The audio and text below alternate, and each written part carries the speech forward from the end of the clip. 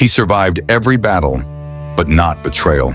He was a feared Viking warrior, a name spoken in whispers by enemies and shouted in triumph by his kin.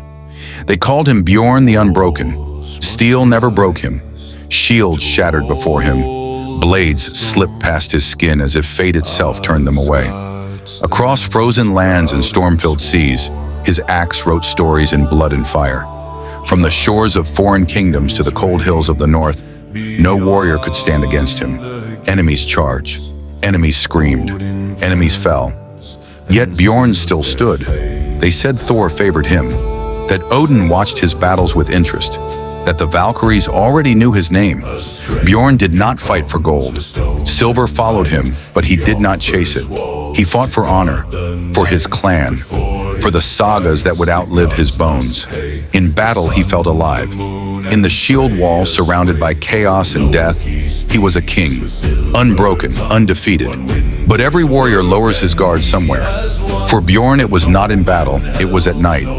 The man he trusted most stood beside him when the fires burned low, when the camp grew quiet, when armor was set aside and swords slept in their sheaths. His name was Leif, more than a shield brother, more than a friend. They had sworn an oath in blood as boys, cut palms, shared lifeblood. "My sword is your sword," Bjorn said. "My life is your life," Leif answered.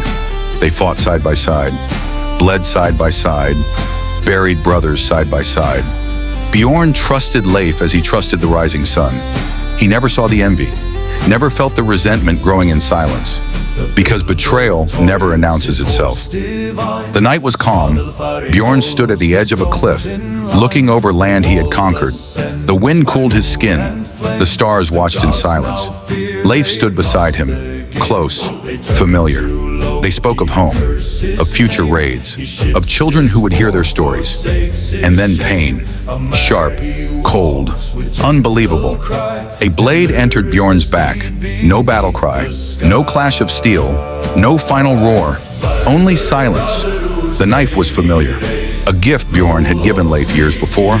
As Bjorn fell to his knees, not from the wound, but from the weight of truth, he looked into Leif's eyes. There was no remorse, no sorrow, only ambition.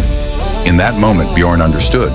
He was not defeated by a stronger warrior, not by fate, not by the gods.